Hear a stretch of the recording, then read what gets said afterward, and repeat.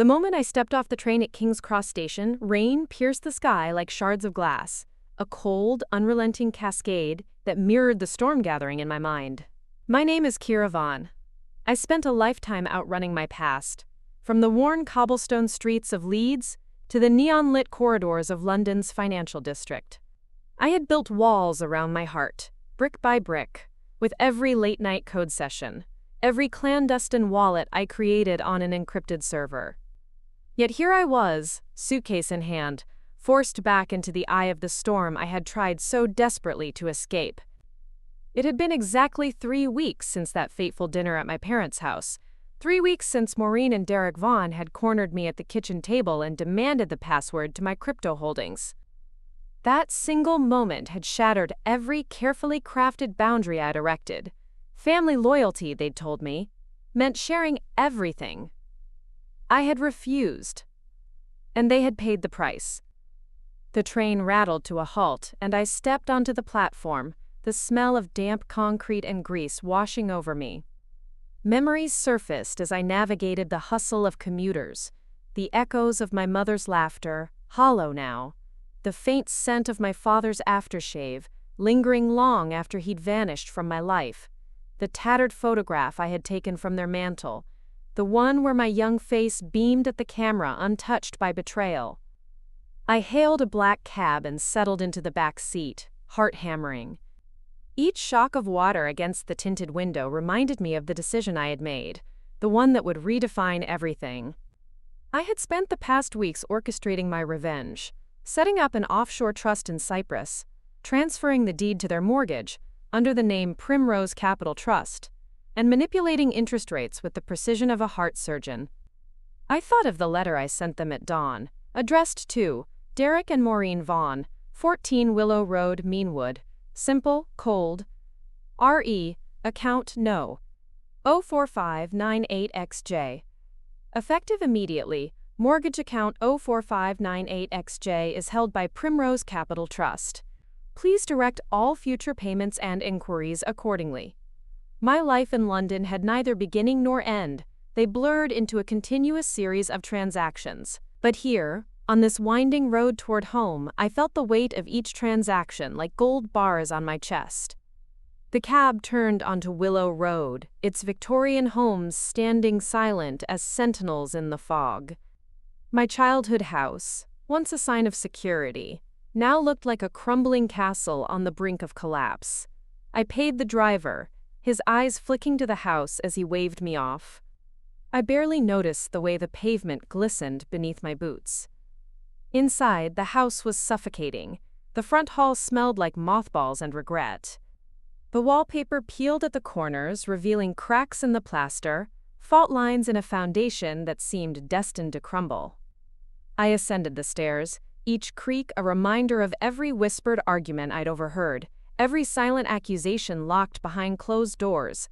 My old bedroom door stood ajar. I pushed it open and stepped inside. The faded wallpaper bore the scrawl of my childhood dreams. Kira Vaughn, future billionaire. I ran my fingers over the letters, worn smooth by years of wishing. But dreams don't pay the bills. I found them in the living room, my father hunched over a pile of mail, my mother perched on the sofa, clutching a letter like a lifeline. "Who are you?" my father asked before I even had a chance to speak, his voice trembling between anger and panic. "Who am I?" I repeated, voice calm, almost gentle. "I'm the nightmare you never taught me to fear." He crumpled the letter in his hand. My mother cried out, a sharp, ragged sound. "You'll ruin us," she screamed. I stepped into the room. I hadn't raised my voice in years. My silence had been louder than any sermon. "I saved every penny I made," I said quietly, moving closer until the distance between us was thinner than the veil that had separated our worlds. "While you spent your lives pretending everything was fine, I was building something real, something no one could touch until I chose to let them." My words landed like blows. My father's face went slack. My mother looked away, ashamed. "You'll never get a penny from me," I continued, feeling the power humming in my veins, like electricity threatening to spark. "But I already did. Your mortgage payments now go to me." My mother cried harder. My father's jaw clenched so tightly I feared he'd crack his own teeth. Interest rate, 3%. I paused, savoring the silence. Next month, 6%. After that, 9%. It was a lesson in economics and in power. I turned and left them there. The rain, now a distant memory, replaced by the pounding of my own heart. I walked back into the street just as the lamppost lights flickered on, haloed by mist. My reflection shimmered in the puddles. Reflections don't lie, and I no longer recognized her. The little girl who believed in fairy tales had drowned. In her place stood someone forged in algorithms and revenge. I hailed another cab, this time for the station. I would return to London by nightfall. I had work to do, the next move to plan. When I reached the station, the departures board glowed overhead with trains to every corner of the kingdom. I bought a ticket with trembling fingers. First class, of course, and found my platform. As the train pulled away, I watched the city recede, the latticework of streets, the silent houses, the ghost of my parents' desperation. I closed my eyes, counting the seconds until I could breathe again. But as the wheels clattered over the rails, a message flashed on my phone. Incoming call, Derek Vaughan.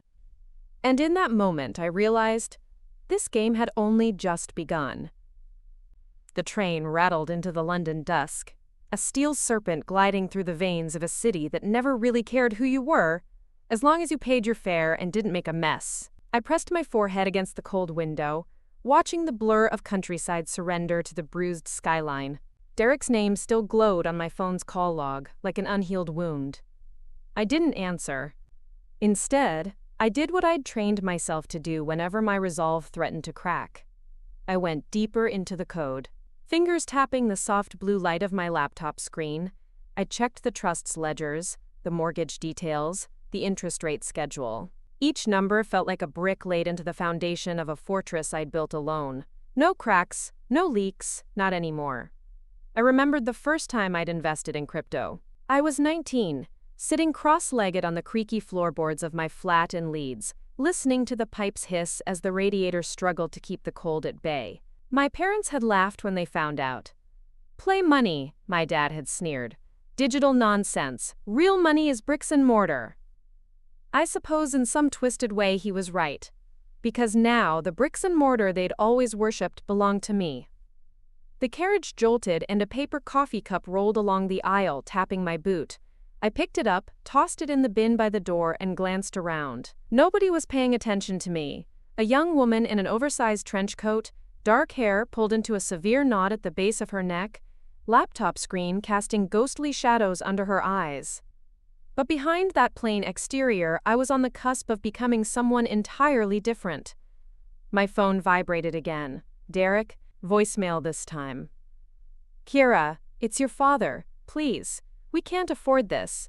The bank, they're saying they'll take the house. Your mother, she's not well. I know you're angry, but this isn't you. Call me back, please." I deleted the message. This was me. Or at least, the version of me they had forged, blow by blow, lie by lie. When I was 12, I'd found the final demand letter for our electric bill stuffed behind the microwave. I'd asked my father what it was. He'd slapped the paper from my hand and told me to mind my own business. When I was 15, I'd caught my mother forging my signature to get a credit card. She'd told me it was just for emergencies. The emergencies never ended. And when I turned 18, they'd guilted me into co-signing a personal loan, one I'd ended up paying off myself, working nights at a petrol station while studying for my A-levels. They called it love. They called it family. I called it theft. The train slowed as we entered King's Cross. Neon lights flickered in the distance. Advertisements promising cheap thrills, instant loans, miracle cures. London, in all its indifferent glory.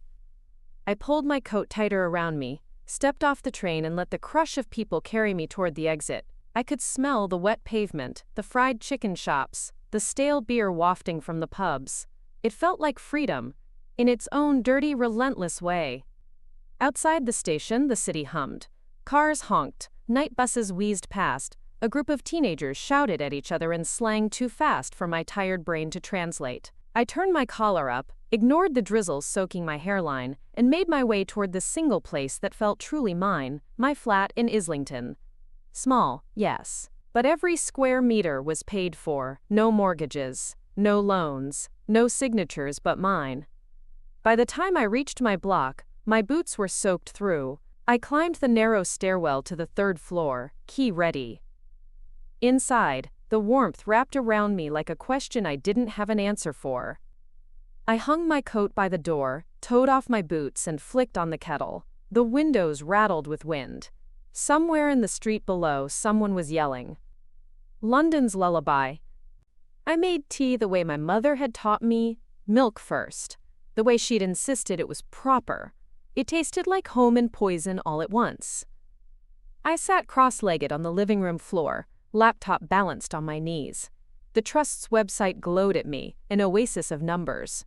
I checked the transaction logs again, payment due dates, penalty clauses, everything airtight. It should have felt satisfying. But all I felt was an ache in my chest, like someone had replaced my heart with a lump of iron. I opened my email and found another message from Derek. This one was different. Kiara, we know you've done something. We're not stupid. Your uncle said you can't just raise interest rates like that without notice. We're going to a solicitor. You're still our daughter. You can't do this to us. Dad?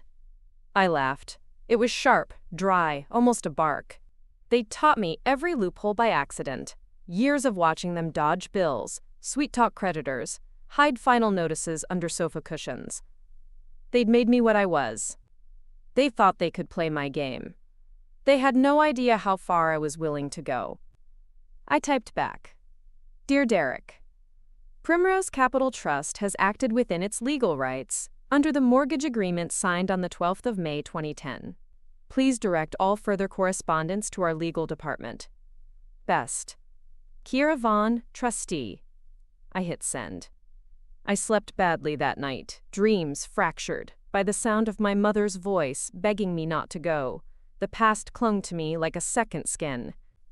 When dawn broke, I forced myself up, showered, dressed in black trousers and a silk blouse, and tied my hair back so tightly it felt like armor.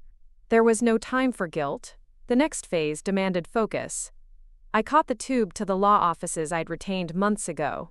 The receptionist greeted me by name, eyes flicking to my coat dripping rain on the marble floor.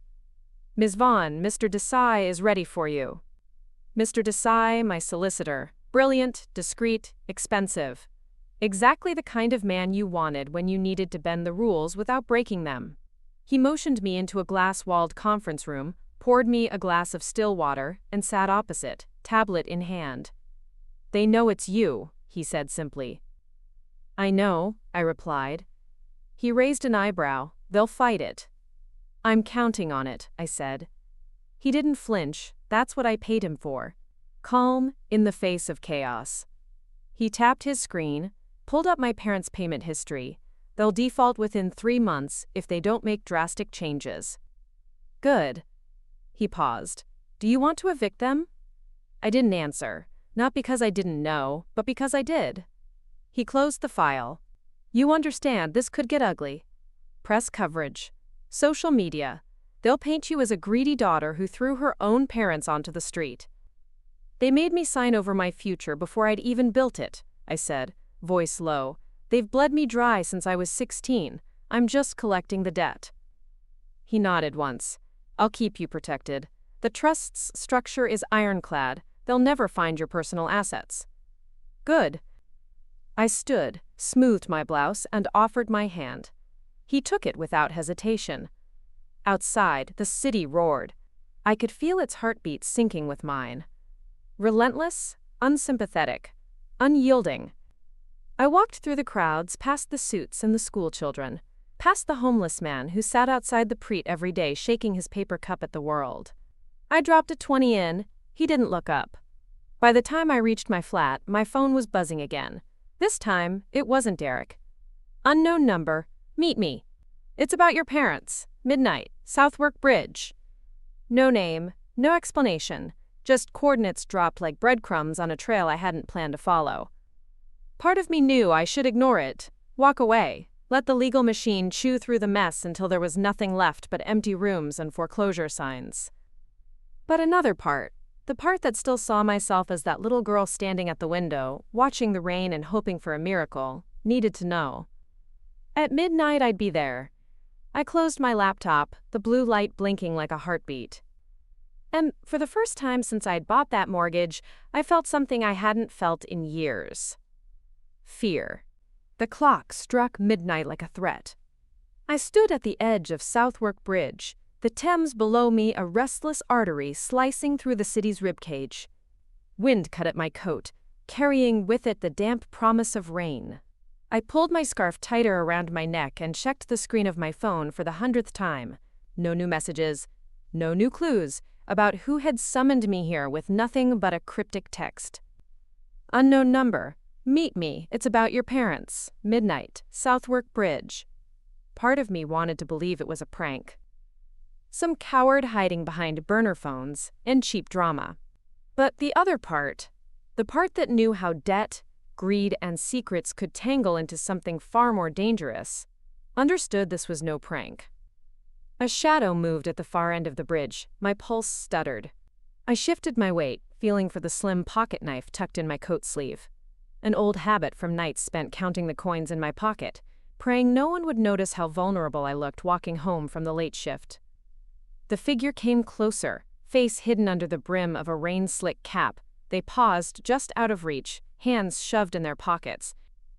"Kiera Vaughn?" the figure asked, voice muffled by the wind. "That depends," I said, my tone razor-sharp. "Who's asking?" They took another step forward. Streetlight caught a glimpse of a young man's face, early 30s, scruffy beard, eyes that darted like trapped birds. "My name's Owen," he said. "I work for your uncle, Simon Vaughn." I nearly laughed. Uncle Simon, Dad's older brother, was the black sheep of the family long before I'd ever dared to rebel. He'd made his fortune buying distressed properties in the Midlands, gutting them, and selling them for double. He'd always loved to brag about how he could sniff out desperation the way sharks sniffed blood. "What does Simon want with me?" I asked, my fingers flexing around the hilt of the knife. "It's not about Simon," Owen said, glancing around as if he expected the Thames to spit up spies at any second. "It's about your parents. He knows what you did. Buying the mortgage, the interest hike, all of it. He says it's his turn to teach you a lesson." I felt my stomach twist. He's bluffing. He doesn't have the access. "Doesn't need it," Owen said. "He's got connections you don't. He's found your other investments, Kiera. The offshore accounts. He's going to freeze you out." My breath caught in my throat. That was impossible. Every wallet encrypted. Every trust layered like Russian nesting dolls. I'd spent years making sure no one could peel back the final layer to see me naked underneath all that code and legal jargon. "He can't," I said, but the tremor in my voice betrayed me. Owen shrugged. Maybe not, but he's serious. He wants to buy your parents' debt off you. At cost, cash in hand, tonight." My laugh came out as a bitter bark. "So I give up my leverage, they get to live in that house until they bury themselves in debt again, and Simon skims a tidy profit off the top when he repossesses it anyway?" Owen's eyes flicked away. He didn't answer. He didn't have to. I stepped closer. "Tell Simon he doesn't get to play hero with my life. He doesn't get to swoop in and fix what he helped break in the first place. And you," I jabbed a finger at Owen's chest. "You can tell him I know how to fight dirtier than he ever will." Owen's jaw tightened. "He says if you refuse, he'll drag this through the courts. Public, ugly. He'll ruin you."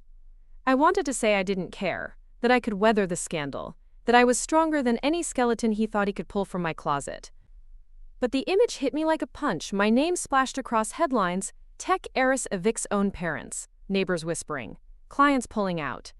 A reputation I'd built code line by code line. Shredded because the people who'd birthed me couldn't keep their hands out of my pocket. "You have no idea who you're dealing with," I hissed. Owen stepped back, hands up. "I'm just the messenger, Kiera." The bridge lights flickered, their glow bouncing off the river like 1,000 glittering eyes. "What if I do nothing?" I asked. "What if I let him come at me? He'll find out I'm not so easy to break." Owen hesitated. Then you'd better be ready to get your hands dirtier than he does. Simon doesn't play fair. I closed my eyes. For a moment, I felt 12 again, standing outside Simon's office while Dad begged him for a, quote, family loan.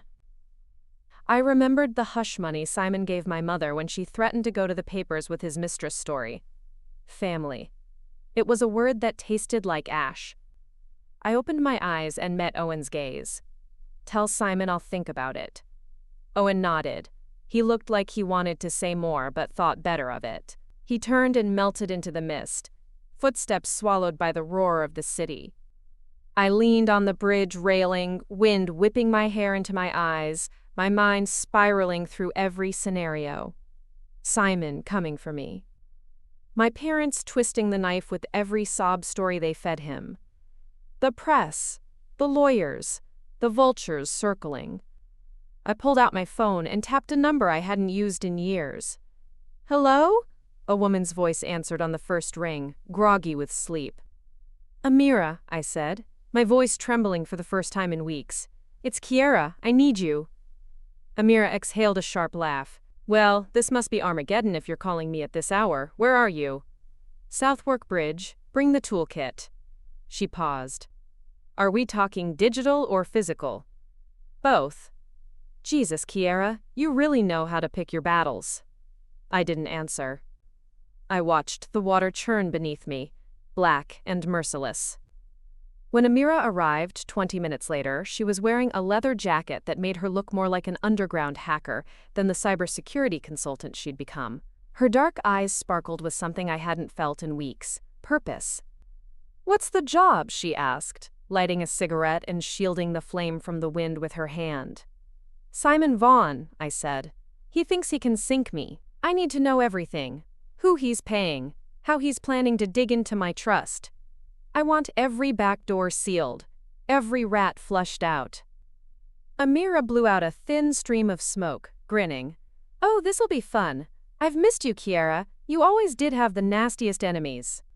I smiled, but it didn't reach my eyes. They're family. That makes it worse. She flicked her cigarette into the Thames. All right, Queen of Firewalls. Let's burn his kingdom to the ground. We slipped into the shadows, two women against the tide of blood ties and betrayal. I could feel the battle lines being drawn under our feet, the city humming with secrets it would never confess. And in that moment, I realized I hadn't just declared war on my parents. I'd declared war on an entire lineage built on secrets, debts, and false smiles. If they wanted to come for me, they'd have to tear down every wall I'd built, brick by digital brick. Let them try. Amira's flat sat on the fringe of Shoreditch, wedged between a forgotten kebab shop and a pawnbroker that hadn't updated its signage since the 80s.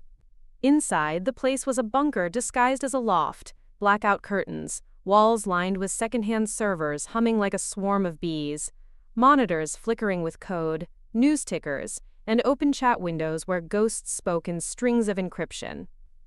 We shed our wet coats by the door. Amira handed me a chipped mug of strong black coffee, the smell enough to snap my spine straight after hours in the drizzle. I took a sip and let the bitterness ground me. Simon's no joke, Amira said, flicking through windows on her main monitor. Her fingers danced over the keyboard, tattoos on her knuckles blurring into a single dark smudge. Last I checked, he's got 4 shell companies, 2 offshore funds, and more family dirt than a tabloid editor with an axe to grind. I settled into the old velvet chair that sank too deep in the middle. I know, he was always the family's bogeyman. Be grateful your father isn't like Simon. Funny how they kept asking him for money anyway. Amira snorted. Blood's thicker than water, until there's debt involved. Then it's just sludge. She turned the screen toward me. Maps, flowcharts, dotted lines connecting shadowy accounts to Simon's name. My stomach flipped seeing my parents' house as a red dot, bracketed with their balance sheet. My entire life was suddenly a node in a diagram. You need to know what he's building, she said. The second he files a claim in open court, you're exposed. Not just your crypto, not just Primrose Trust. Your name, your reputation, everything. I leaned back, closing my eyes against the hum of a server rack. My parents, Simon, Derek's voicemail playing on repeat in my head. Please, this isn't you. Maybe it wasn't. Or maybe this was exactly me, born of every threat, every little betrayal dressed up as love. I opened my eyes. I need leverage, something Simon can't spin. Something that keeps him on his side of the street. Amira smiled, a small, sharp thing, and I know exactly where to look. For the next 8 hours, we hunted. Amira's flat turned into a war room. Printouts scattered across the floor, sticky notes layered on the walls, my laptop propped open on the coffee table with 3 active wallets blinking on the screen. It was like stitching a quilt from rotten cloth, patches of old scandal, secret real estate flips, hush payments to ex-lovers. At dawn, Amira cracked her neck and dropped a file on my lap. There's your kill switch. Inside, photos of Simon's private weekend retreat in the Algarve. A hidden villa bought under the name of an ex-lover, Paola Morales, a woman my uncle had paid off once before when she threatened to expose their affair. The villa, the hush money, the laundering trails leading to a local politician who owed Simon more than just favors. Paola still lives there? I asked. Amira's grin widened. Not for long, she's desperate, broke, and the best part? She hates his guts. It was leverage. Ugly, radioactive leverage. I stood, my knees stiff from hours of sitting. How fast can you get me a flight to Faro?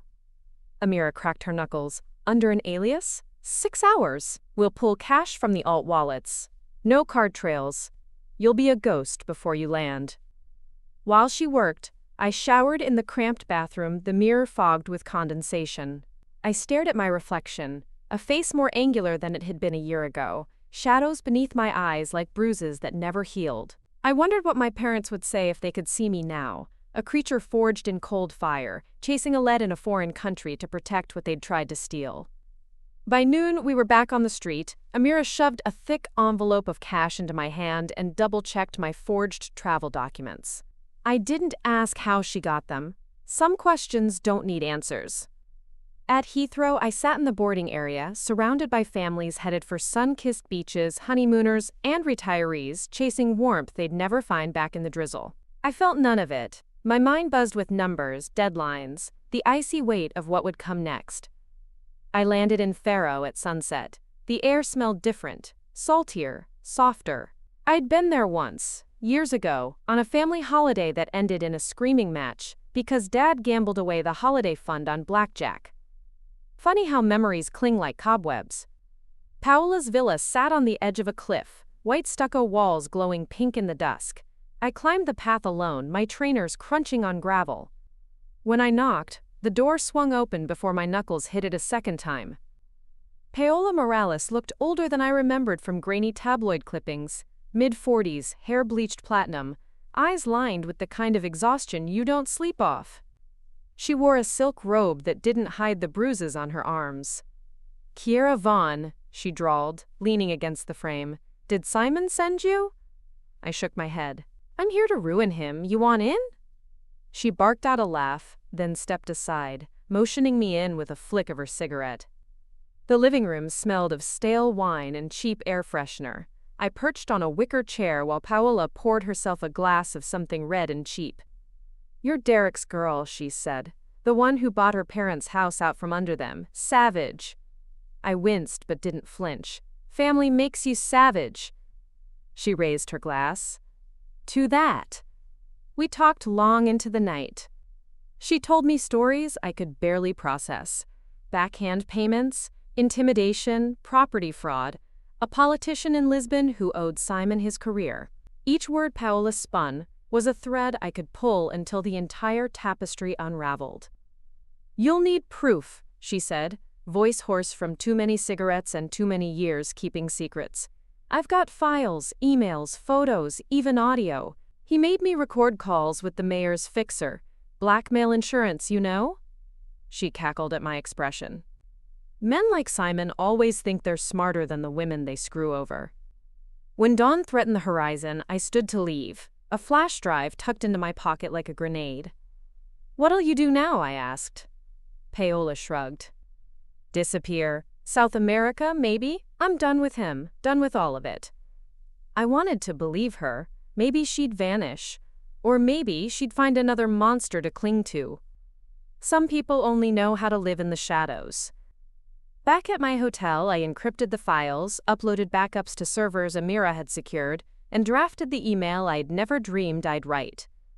2. Simon Vaughn. Subject: Mutual assured destruction. Inside, a single line of text. Custing's one wrong move, and the world sees everything. I hit send, my finger trembling on the mousepad. The sun broke through the shutters, washing the room in gold I didn't feel.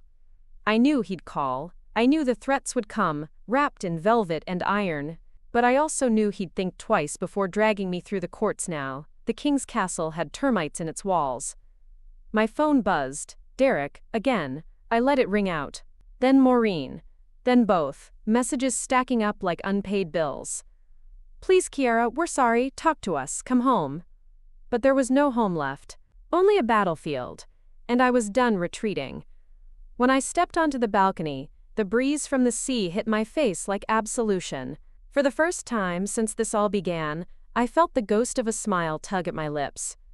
They'd raised me to be their safety net. They never imagined I'd cut the ropes and watch them fall. I pocketed the flash drive, the sunrise burning my eyes. And I whispered to no one, "Your move."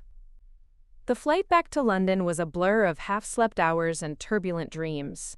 I clutched my bag to my chest the entire time, feeling the weight of Paola's flash drive like a loaded gun tucked under my ribs. Even now, at 30,000 feet above the sea, I couldn't trust that Simon wouldn't reach through the clouds to yank me out of the sky.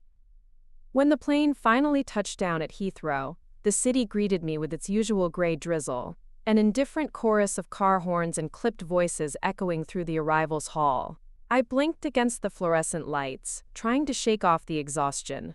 I'd just declared war on the only family I had left, twice over.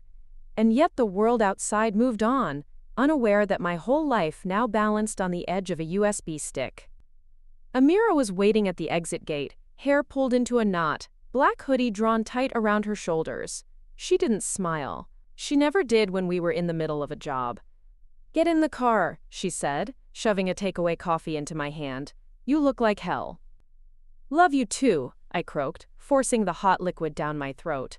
It did nothing for the frost settling in my bones. The drive back into the city was silent, except for the hiss of tires on wet tarmac and the faint buzz of Amira's encrypted messages pinging on her tablet. I stared out the window, watching the rain smear the cityscape into abstract streaks of neon and brick. "Did Simon bite?" I asked finally, my voice low. "Oh, he bit," Amira said. "He's spitting teeth. His lawyer tried to threaten me. I told him to go ahead and file suit. I'd love to see how the Lisbon files play in the UK press." I managed a tired laugh. "He'll back off then." "For now," Amira said.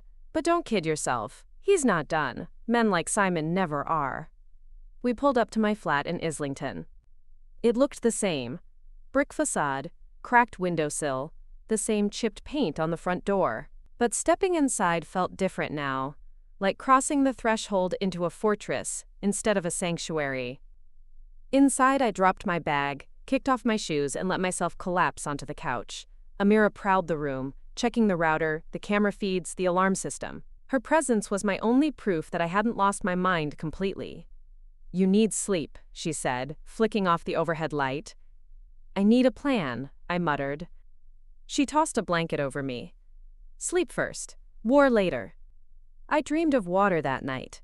Deep black waves swallowing me whole. A single rope tied around my wrist, dragging me deeper. When I surfaced, gasping, I realized the rope was a chain of numbers. Account balances, ledger lines, the crypto keys that had once felt like freedom but now felt like shackles. I woke to Amira shaking me, her eyes wide in the pale dawn light. "Up," she whispered. "He's here." My stomach dropped. "Simon?" "No, Derek." I pushed myself up, blanket tangled around my legs. "He can't know where I live." Amira shrugged. "You think your dad can't find a PI? He's outside, won't leave." I pulled on yesterday's jumper, ran a brush through my hair, and opened the door before I could talk myself out of it. He stood there on the landing, my father. Derek Vaughn, still in his battered raincoat, hair more silver than I remembered, eyes sunk deep in hollows of sleeplessness. He looked smaller than he did in my memory, like someone had wrung him out and left him in the drizzle too long. "Kiera," he rasped. "Please, can I come in?" I stepped aside, not because I forgave him, but because I wanted to look him in the eye when I said what I needed to say. He shuffled past Amira, who hovered like a wolf on the edge of the room. He took in the flat, the books stacked in corners, the scatter of empty coffee mugs, the hum of Amira's servers. "You're living like this?" he asked, almost incredulous. I folded my arms. "Like what?" He shook his head. "Like a hermit. All this money and you've made yourself into a ghost." I bit down on my anger. "You didn't come here to talk about my interior design choices." His eyes snapped back to mine. "Your mother's sick. The bank's threatening foreclosure. Simon's threatening us too. He says you have files, stuff that could ruin the whole family." "Not my family," I said flatly. His jaw clenched. "You think this makes you better than us? You're just like him. You learned from the best." Amira let out a low whistle from the kitchen, but I ignored her. "I learned from you," I snapped. "You taught me how to survive. How to lie. How to cover my tracks while you and Mum ran up debts you knew you'd never pay back." His eyes glittered with something between shame and rage. "We did what we had to. You think raising you was free? The food, the clothes, the tuition." I stepped forward until we were nose to nose. "I paid you back 1,000 times over, and you still wanted more. You demanded my future like it was a blank check." His shoulders sagged. For the first time, I saw him not as the towering monster of my childhood, but as a desperate old man clinging to the last threads of the web he'd spun. "Kiera," he said, voice cracking, "if you do this, if you take the house, you'll kill your mother." The words hit me like a punch. For a second, I was 8 years old again, listening to my parents scream at each other through paper-thin walls. Every threat, every guilt trip, every lie dressed up as sacrifice. "You don't get to put that on me," I whispered. He took my hand in his skin cold and clammy. "Please, don't do this. You're better than this." I pulled away. "No, I'm exactly this. You made me this." He looked at me one last time, eyes empty. Then he turned and walked out the door, leaving behind the faint scent of wet wool and cigarettes. Amira watched him go, then turned to me. "You okay?" I shook my head. "Doesn't matter." She crossed her arms. "You're not gonna back down?" I clenched my fists until my nails bit my palms. "No, not now. Not ever. This story took us a long time. If you like it, subscribe. Now back to the story." Amira smiled.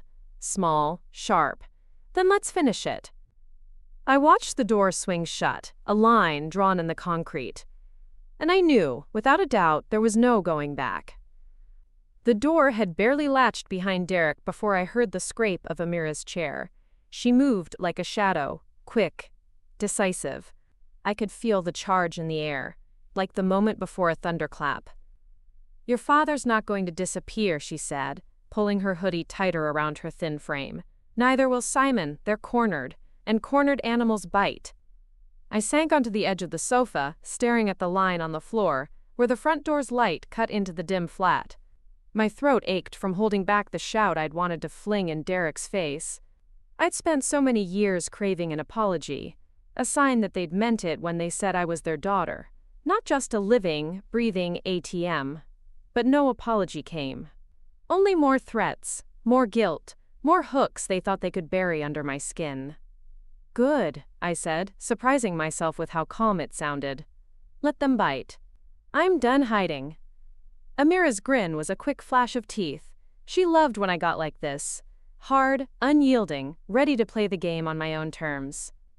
She settled onto the rug across from me, crossing her legs. "All right, Kiera, talk me through it.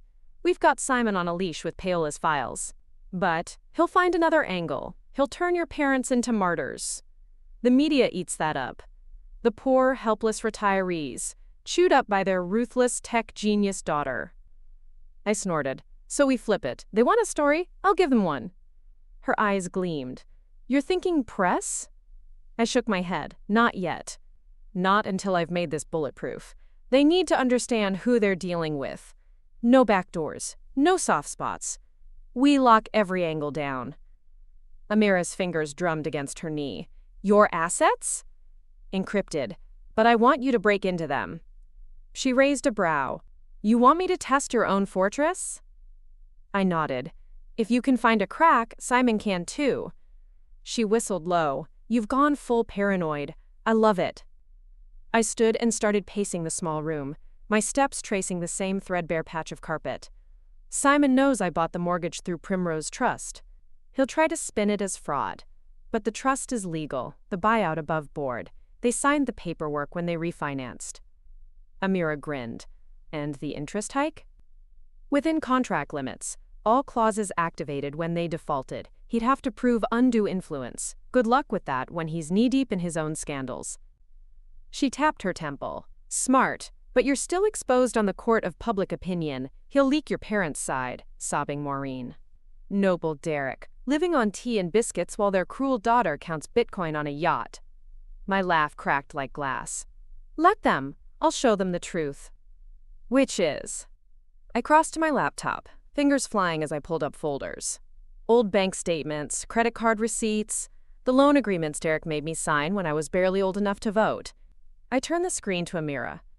This. Years of them using me as collateral, co-signed loans they defaulted on, money they pulled from my savings without telling me. I was their safety net, and when I refused to be the net anymore, they tried to cut the rope. Amira's eyes glittered. So we bury them in their own paperwork. Exactly, but not all at once. We drip it out. Every time they feed a sob story to the tabloids, we show the receipts. Let the public decide who's the villain. She cackled. You are deliciously evil.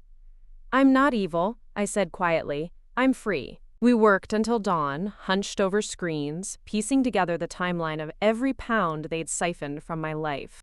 By the time we stopped, the living room floor was a minefield of coffee mugs and printed statements. Amira leaned back, cracking her knuckles. Next step? She asked. I rubbed my temples. Next step is the house. We can't just let them sit there. They've stopped paying. If they keep defaulting, it drags out forever. They'll keep using the roof over their heads as leverage. Amira's eyes narrowed. Eviction? I nodded. The word tasted like ash. Eviction. A long silence stretched between us. Even Amira, whose moral compass spun like a drunk on ice, looked uneasy. They'll spin it, she said softly. Your own parents, out on the street. I held her gaze. They gambled the roof away the moment they demanded my password. We drafted the notice together, cold, clinical, unassailable. I read it over twice before sealing it in an envelope. Primrose Trust letterhead. No fingerprints. 2 days later, it was delivered. Derek called 37 times that night. I didn't answer. Maureen left voicemails, half coherent, the words slurring into each other like spilled milk. Each one chipped at my resolve, but only a little. Each one reminded me why the walls had gone up in the first place. I stood at the window while Amira snored on my sofa. Outside, London glittered under a veil of drizzle and neon. Somewhere out there, Derek and Maureen were packing boxes they never expected to touch. Somewhere out there, Simon was pacing his marble kitchen, seething at the realization that the girl he once called mousy little Kiera had him by the throat. I was halfway to my bed when my phone buzzed. A new number, no caller ID. I let it ring. And ring, and ring. Finally, I picked up. Who is this? A man's voice, thick with an accent I couldn't place. Miss Vaughn, I have a proposal. I represent certain parties interested in your holdings. I went cold. Who are you? A friend of Simon's. But not just his friend. You've made waves, Miss Vaughn. Some people admire that. Others see opportunity. I sank onto the edge of my bed. I'm not selling. A chuckle, low and oily. Everything has a price, and family drama makes for excellent leverage. Think about it. You don't want this to get any uglier than it already is. The line went dead. I stared at the dark screen, my reflection ghostly in the glass. They were closing in from all sides now. Simon, Derek, Maureen, and now this nameless friend. But they didn't understand what they'd created. I rose, crossed the flat, and woke Amira with a single word: war. She grinned, wiping sleep from her eyes. About time. I stood at the window, watching the city pulse with secrets. And I whispered to myself, like a vow, you wanted the password, now you'll learn the cost. It started with the letter. Cold, precise, final. The eviction notice went through the mail slot of my parents' house with the morning post. Derek and Maureen must have seen the official seal on the envelope and known, deep down, that this was the moment their kingdom of IOUs collapsed. But I didn't wait around for them to call. I didn't linger by the phone, hoping for an apology or some last-ditch confession that would smooth the jagged edges of the past. Instead, I stayed in motion. War meant never sitting still long enough to be a target. Amira and I spent that week fortifying everything. She had moved into my flat for good, claiming the pull-out sofa as her command center. A maze of cables turned the living room into a jungle of blinking lights and quiet fans. She slept in stolen hours, power naps between scans and firewall checks. I worked beside her, sorting documents, filing new trust structures, paying hush retainers to a discreet lawyer in Jersey who specialized in keeping prying eyes out of family business. It was a blur of coffee mugs, midnight noodles, and the low thrum of the city pressing against my windows. On Thursday morning, an unmarked envelope arrived under my door. No postage, no name, just a single sheet inside. A printed photo of my mother, snapped through their sitting room window, caught mid-sob while packing a cardboard box. There was no note. It didn't need one. The message was clear. We're watching. Amira found me standing by the window, the photo limp in my hand. They want you rattled, she said, snatching it away. Good, means they're scared. I laughed, a brittle sound that made my ribs ache. Am I the villain now, Ami, or just the last fool standing? She slapped the back of my head gently like we were kids again. You're the survivor, they taught you that. Now use it. Later that night, Derek called. I didn't pick up. He tried once, twice. Then he texted, a single line. Trakamas, your mother collapsed. I should have felt something. Horror, guilt, rage. But all I felt was the sick familiarity of a leash being yanked. They'd used her before. Maureen's fragile nerves, her stress-induced migraines, the tears that could buy another month of good grace with creditors. Still, I couldn't sleep, so I sat at the foot of my bed, staring at the photo of her packing that box. I told myself it was her choice to stand beside Derek all these years. Her choice to pick his schemes over my future. But some part of me wondered if we were both just hostages to the same curse. The next morning, Amira shook me awake. You need to see this. She flipped open her laptop, screen glowing with a headline, Crypto Queen evicts own parents, family feud turns toxic. A grainy photo of me outside the courthouse weeks ago. Head down, sunglasses on. They made me look like a villain straight out of a soap opera. Below the headline, a quote from Derek. She's not our daughter anymore. She's a stranger with a bank account. My chest tightened, not because it was a lie, but because it was true. They went to the press, I whispered. Amira scowled. Simon leaked it. Guaranteed. He wants you to look monstrous. It'll put pressure on you to fold. I scanned the comments, hundreds of strangers dissecting my life, calling me a witch, a psychopath, a cautionary tale about what happens when a child forgets their duty. Some people cheered me on, but their words were drowned out by the chorus of moral outrage. Let them hate me, I said, voice cracking, but they'll see the truth.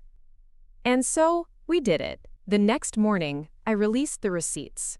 Black and white proof of the debts, the forged signatures, the student loans that mysteriously ballooned when I was at uni. Screenshots, redacted account statements, a timeline as sharp as a scalpel. It went viral in hours. Some people flipped, others dug in deeper. Asterisk. She should have forgiven them. Blood is thicker than Bitcoin. Amira watched the chaos unfold, her eyes scanning message boards, the dark web, news aggregators. Public opinion is fickle. Don't hinge your sanity on it. I barely heard her. I was somewhere else. 12 years old again, folding final demand letters into neat squares and hiding them in my backpack so my friends wouldn't see. I'd spent a lifetime covering their debts, patching the holes. Now the world could see the rot underneath the wallpaper. The next evening, a new message arrived, an email this time, no subject, no greeting, just an address in Hackney, an old warehouse. A single line, "We can end this tonight." Amira swore when she saw it. "They're baiting you." "I know." She crossed her arms. "You're not going alone." But I was already packing my bag. This ends now. The warehouse was exactly what I expected. Graffiti-splashed brick, corrugated metal doors that squealed like wounded animals when I pushed them open. The air inside smelled of mildew and old secrets. Simon stood near the center, flanked by two men in suits who looked like they belonged in a Guy Ritchie knockoff. Derek was there too, perched on an upturned crate, hair unwashed, eyes sunken. "Look at you," Simon said, voice dripping contempt. "Kiera Vaughn, the great crypto queen. Trading your parents for a headline." I didn't flinch. "Cut the theatrics, Simon. What do you want?" He stepped closer, face inches from mine. "I want what's mine. The house, the mortgage, your trust fund. You built it on family money, you ungrateful brat." I barked a laugh. "Family money? You mean the money you laundered through offshore slush accounts and hush deals?" His eyes darkened. "Careful, girl, you're not untouchable." Derek spoke then, his voice a rasp. "Just give it up, Kiera. Give him what he wants. Come home." "Home?" I spat. "There is no home. You burned that bridge when you demanded my password." Simon raised a hand. One of the goons stepped forward, brandishing a folder. "Sign it. Transfer everything back. We'll let you walk away." I took the folder, flipped it open, scanned the pages. A forced surrender. My entire future traded for the lie of family forgiveness. I tore the papers in half.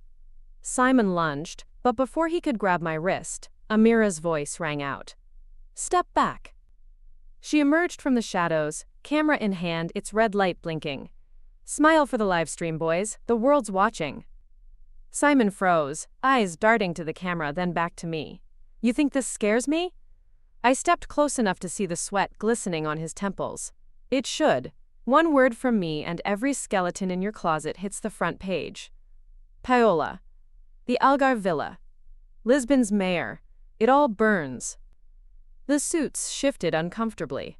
Derek buried his face in his hands. I turned to him one last time. "I would have forgiven you. Once. But you taught me better." I took Amira's hand. Together we walked out into the Hackney night, the warehouse door slamming behind us like a gavel. Outside, the city buzzed, sirens in the distance, neon signs flickering to life. Amira squeezed my arm. "You did it. You ended it." But as I looked at the rain-slick street, I knew this wasn't over. The game had changed shape, but it hadn't ended. I pulled up my hood, rain dripping down my nose. "They wanted a war," I whispered. "Now they'll see what it costs to lose."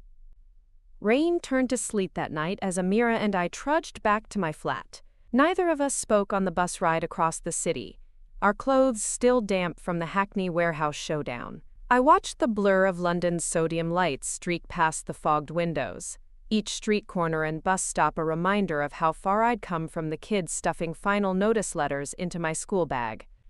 When we got inside, Amira tossed her soaked hoodie onto the radiator and sank onto the floor, legs crossed under her like she was about to tell a ghost story. I collapsed into the armchair opposite her, feeling every nerve in my body vibrating with the adrenaline that still hadn't burned off. "Do you think Simon will back off now?" I asked, voice raw. Amira tilted her head. "He won't back off. He'll regroup. He always does. But you embarrassed him tonight. The live stream forced him to show his teeth. He hates that." I let out a tired laugh that turned into a shiver. "Good, let him hate it." Amira leaned forward, her eyes sharp as a scalpel. "You realize you can't just keep reacting. You need an endgame, Kiera. If you want this to stop, really stop, you've got to cut out the rot. Permanently." I stared at my hands. "How? I can't erase my parents. I can't scrub Simon out of existence. They'll always find some new angle to keep the chain tight." Amira's smile was the kind that made lesser people flinch. "Then you need to make the chain worthless." I frowned. "Meaning?" She got up and rummaged through her backpack, pulling out an old battered USB stick. She twirled it between her fingers like a magician's coin. Meaning, you disappear the one thing they want. The thing that gives them power over you. Your crypto vault. The trust. The offshore accounts. You make them untouchable. The idea was so outrageous I almost laughed. You want me to nuke my own fortune? She raised her brows. No. I want you to move it where none of them can ever reach it. Not Simon. Not Derek. Not a single court order on this continent, you know how. You've done it before. For other people. I swallowed, heart pounding. Years ago, I'd helped a whistleblower slip a few million through the cracks. From a corrupt mining company in Johannesburg into an untraceable cold wallet. I'd told myself I was doing it for the right reasons. But in the end, I knew I just wanted proof that I could. Power. Independence. A little rebellion against the family I'd never been able to trust. Where? I asked. My voice came out as a whisper. Amira grinned. A cold vault, hardware wallet. Location unknown, even to you. Triple blind keys. Recovery phrase split in pieces and stored in places they'll never think to look. I closed my eyes, picturing it. A life's work hidden away, safe from the claws of blood and blackmail. But also gone. Not spendable, not liquid, not a life raft if I ever needed to run again. Once it's gone, I said, it's gone. Amira's eyes softened. Not gone, just yours. No one can ever hold it over you again. I felt my chest tighten, memories crowding my lungs. Derek's hand closing around my shoulder when I was 17, asking me to co-sign that first loan. Maureen crying at the kitchen table when she'd maxed out another credit card. Simon's smirk when he told me family loyalty was just good business. I opened my eyes. Do it! The next 72 hours blurred into a fever dream of encryption keys, redundant passphrases, and dark web message boards that crackled with static. Amira worked like she was wired straight to the mains, talking in code I barely understood, double-checking every air gap and security measure. When she was done, she handed me a single scrap of paper, 4 cryptic words that looked like gibberish to anyone else. That's your last breadcrumb, she said. Lose it, and you lose everything. Keep it somewhere they'll never find. I folded it twice, tucked it into a blank envelope, and sealed it in a library book I hadn't touched since uni. Then I walked through the sleet to the 24-hour post box near my old student flat, and mailed it to a place even I wouldn't remember when the storm finally cleared. When I got back, Amira was curled up on the sofa, her eyes bloodshot but gleaming with satisfaction. Well, Queen Vaughn, your empire is officially untouchable. I laughed, really laughed, for the first time in weeks. It felt like glass cracking in my chest, letting the cold air out. Thank you, I said, and I meant it. Don't thank me yet, Amira said. Simon will know something's up. He'll push Derek and Maureen harder now. He'll squeeze them until they break, trying to find your leverage. I sank into the armchair, my bones aching with the kind of exhaustion that sleep never fixes. Let him try. They have nothing left to trade. But she was right. 2 days later, it started again. Photos slid under my door. This time of Derek sitting on a park bench, Maureen beside him wrapped in an old coat that looked 3 sizes too big. Then a text, "You did this." Amira wanted to track the sender, but I told her no. Let them spend their money on shadows and threats. I was done being their bank. It wasn't easy. Every night the guilt found cracks in my armor, whispered that maybe I'd gone too far. But in the mornings, when I watched the sunrise from my window, alone, with no more phone calls, no more empty promises, I remembered what freedom tasted like.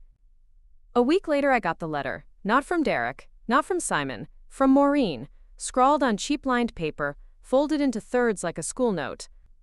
Conch Kiera. Conch Kiera. Conch Kiera Atoch. I don't know what's left to say. Your father won't stop. He's talking about lawyers, about finding a way to reverse the trust.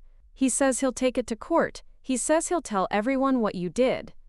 I know he's lying. I know you've always been smarter than him. I know you've always been alone. I'm sorry for every time I made you feel like a wallet instead of a daughter. I hope you find peace. Don't come looking for us. Chash love, Mom. I read it 3 times. The first time I wanted to burn it. The second, I wanted to call her. The third, I folded it up and tucked it in the back of my dresser drawer, beside the few old birthday cards I hadn't thrown away. I sat by the window until dawn, staring at the city lights blinking out one by one as the sun rose. For the first time in my life, my name wasn't tied to anyone else's mistakes. My money was mine. My silence was mine. Even my grief was mine. Amira stirred on the sofa, hair wild, eyes bleary. She caught my gaze and gave me a sleepy smile. "It's over?" she asked. I didn't answer right away. I thought of Derek pacing his cold, empty house. Of Maureen's letter, the ink smudged from where her tears had fallen. Of Simon, nursing his bruised ego in his glass office, already scheming his next move. I shook my head. "No, but it's enough for now." She raised her mug in a mock toast. "To enough for now." I raised an imaginary glass of my own. And for the first time since the day they'd demanded my password, I let myself feel it. Not the guilt, not the rage, but the simple, quiet power of being my own person. They'd taught me to survive, they'd taught me to protect myself. They just never imagined what would happen when I did. The letter from Maureen should have been a closing note, a final admission of defeat, or maybe even a fragile olive branch. But in the days that followed, the silence felt like a coiled snake instead of relief. I'd spent so long bracing for their next demand that the quiet made my bones itch. Amira and I moved through the flat like ghosts. She busied herself auditing my last digital traces, scrubbing my name off every trail Derek or Simon could sniff out. I sat by the window most nights, a blanket around my shoulders, tracing the city skyline with my finger like I could redraw my life from its jagged edges. Sometimes I caught myself wanting to believe Maureen, wanting to believe she'd finally seen me, not the vault, not the safety net, but her daughter. But then I'd hear Derek's voicemail again in my head. "She's not our daughter anymore. She's a stranger with a bank account." And the door slammed shut inside my chest all over again. By the third morning, Amira cracked the brittle calm with a new twist. She burst out of my room, hair askew, phone in hand, eyes alive with that dangerous spark I'd learned to trust. "You need to see this." She thrust the screen at me. It was an online news thread, a local property forum, a single post buried in a chain of rants about landlords and eviction notices. "Does anyone know why there's an unmarked moving van outside 14 Willow Road? Old couple moved out. House looks abandoned. Weird noises at night." My breath caught. 14 Willow Road, the house I'd bought out from under them, the place where every childhood nightmare had bloomed like black mold. "Squatters?" I asked. Amira shook her head. "Could be, but this feels wrong. Simon, maybe?" I stood up, grabbed my coat. "I'm going over there."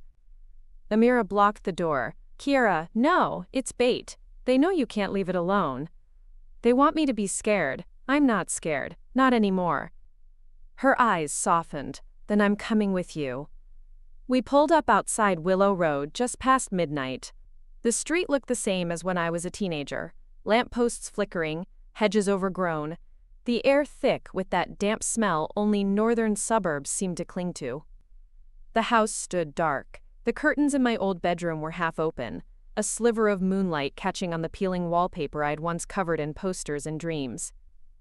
Amira slipped a small flashlight into my hand. In and out, no heroics. I nodded. We crossed the garden gate, its rusted hinges shrieking like a warning.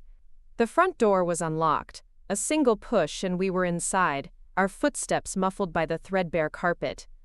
The smell hit me first. Damp wood, stale cigarettes, and something sharper, like burnt paper. Amira swept the light across the hallway. Boxes were stacked against the walls, half open, clothes spilling out like entrails. On the hall table, a crumpled letter, my eviction notice, torn in half and smeared with something that looked like coffee or blood. I couldn't tell which. "Upstairs," I whispered. My old bedroom door was ajar.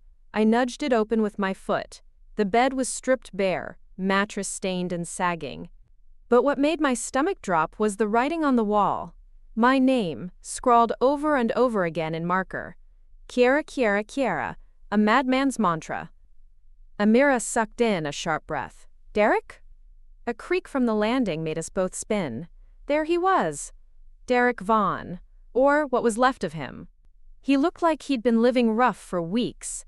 Clothes hanging off his frame, eyes sunken, a wild glint that used to be just beneath the surface but was now his whole face. "Kiera," he rasped, leaning against the door frame. "Come home, love. Look around, it's still ours. You don't have to do this." My voice cracked like a whip. "You don't live here anymore. This isn't your house, it's mine." He stumbled forward, fingers twitching like he wanted to grab me. "I built this place. I bled for it. For you. And you," he spat at the floor. "You bought it out from under us. You let your mother rot." "She walked away," I said, voice trembling. "Just like you did when you demanded my future to pay for your past." His eyes darted to Amira, then back to me. "You think you're safe because you've got her? Because you've got your passwords? You think you're free?" Amira stepped between us, her body like a drawn knife. "Don't come any closer, Derek." He ignored her. "They'll come for you, Kiera. They always do. Simon's nothing. The real ones. They don't care about family.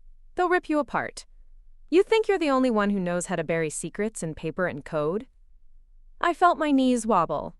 He sounded mad, but there was a terrible thread of truth in the madness. The offshore channels. The friend of Simon's who'd called in the dead of night. Bigger players sniffing around. It was never just family. It was never just one greedy uncle or desperate parents. Amira reached for my hand. "Let's go." But Derek lunged. The flashlight clattered to the floor, spinning its beam across his gaunt face. He grabbed my wrist, nails biting into my skin. "You owe us." Amira slammed him against the doorframe. He crumpled with a grunt, sliding down the peeling paint like an old ghost. We didn't run. We walked through the hallway where my mother had once braided my hair, past the living room where final demand letters piled up in dusty shoeboxes, out the front door that used to mean safe but now felt like the mouth of a trap.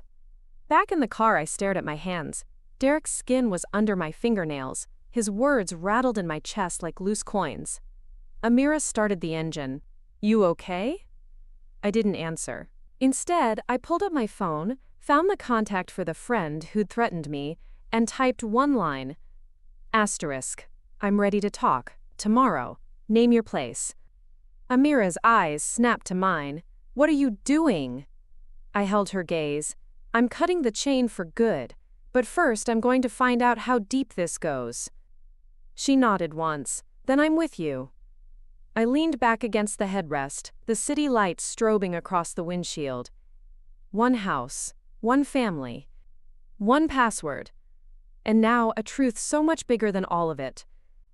Morning came in with a fog so thick it turned London's edges soft and unreal. I hadn't slept. Neither had Amira. She sat cross-legged on the armchair, hoodie pulled up, a cold mug of coffee balanced on her knee. Her laptop hummed on the table, lines of code flickering like a heartbeat on the screen. "You don't have to go through with this," she said for the third time since dawn broke. I didn't answer. My phone buzzed on the table between us. A new message from the friend, the man whose voice had dripped through the line that night, promising consequences I was only beginning to understand. Thames Old Power Station, 9 tonight. Alone, Stasa. I read it once, then deleted it. Amira was already packing her backpack, throwing in burner phones, her pocket knife, a USB with enough blackmail files to torch Simon and anyone he'd ever done business with. "You're not going alone," she said. "I know." We didn't talk much after that. We just worked. Amira tracing digital footprints, while I drafted the backup plan. If I didn't walk out of that meeting tonight, Primrose Trust would trigger an automatic asset transfer. Everything would vanish behind walls of code even Amira couldn't break without me. By 7, we were ready. I put on my old black coat, the one I'd worn to interviews when I was still clawing my way out of the life Derek and Maureen had shackled me to. The pockets were deep enough for the slim flash drive and the small folding knife I'd taught myself to carry after too many late-night tube rides. Amira stood at the door, arms crossed. "If it goes bad, you run, got it?" I gave her a tight smile. "You say that like I've ever been good at running." The old power station loomed like a mausoleum on the south bank of the river. Its brick walls were pockmarked by decades of London grime, windows blacked out or shattered. The gates were unlocked. A single bulb flickered above the main entrance like a dying star. Amira shadowed me until we reached the inner floor, a vast concrete cavern with rusted machinery sprawled like fossilized beasts. She pressed an earpiece into my hand. "Channel 3, if you say the word, I'm in." "Got it." She melted into the dark. I stepped forward, the echo of my boots bouncing off the walls. A figure stood near one of the rusted turbines. Tall, broad shoulders, face obscured by the shadows. "Kiera Vaughn," he called. His voice was calm, too calm.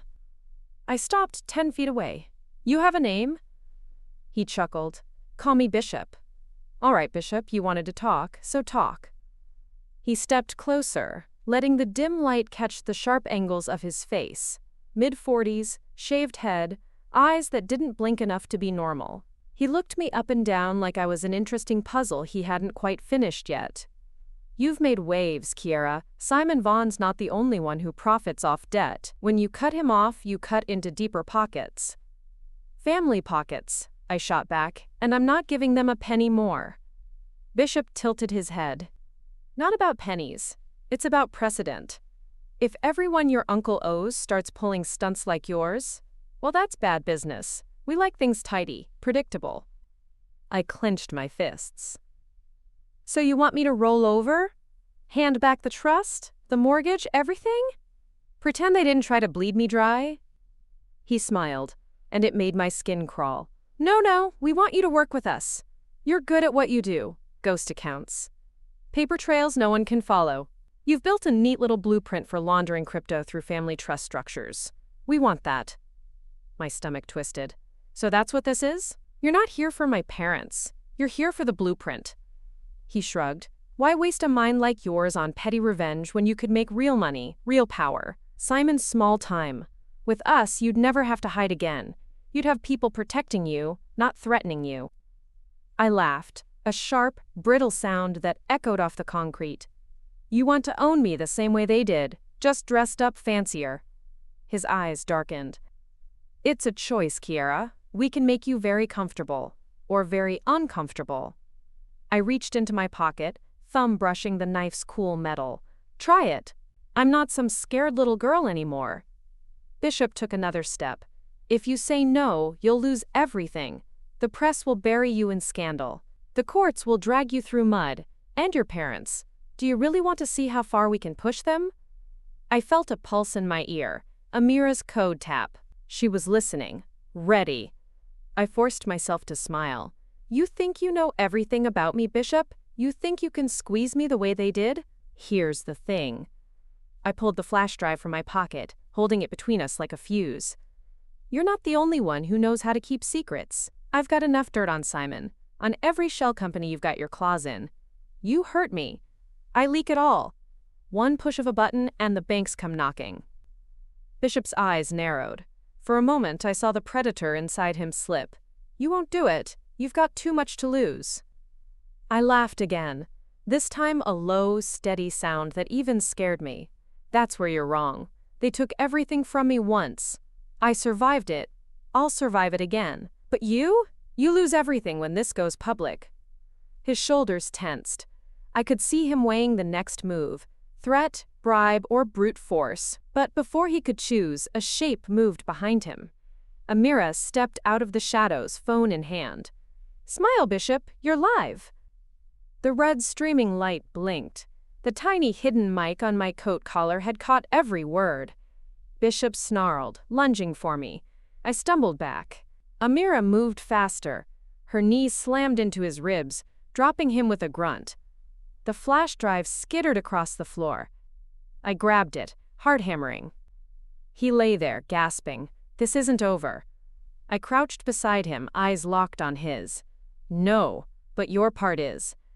Amira hauled me to my feet. We backed out together, our footsteps echoing through the concrete tomb. Outside, the air smelled like freedom and rain. Back at the flat, we burned the drive. Every piece of blackmail. Every ledger. We watched it melt into slag in Amira's makeshift forge, a stainless steel bowl balanced over a camping stove on my kitchen floor. "You're free," Amira whispered. I shook my head. "I'm something better, I'm done."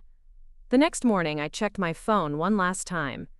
No calls from Derek, no texts from Maureen. Simon's name nowhere to be seen. Bishop and his ghosts gone. Or maybe just waiting. But they'd have to find another fool to chain up. I pulled open my laptop, logged into Primrose Trust, and made the final transfer. The last of my money moved out, locked behind walls no one could touch, not even me.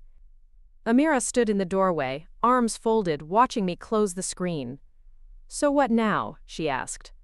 I smiled. It felt raw, but real. Now? Now I start over, from zero, but this time it's mine. The city hummed outside, indifferent and alive. For the first time, it didn't feel like something to escape. It felt like something to claim. I picked up my coat, my boots, and my breath. No passwords, no chains, no family debts, just me. And that was enough. When it finally ended, it didn't feel like victory.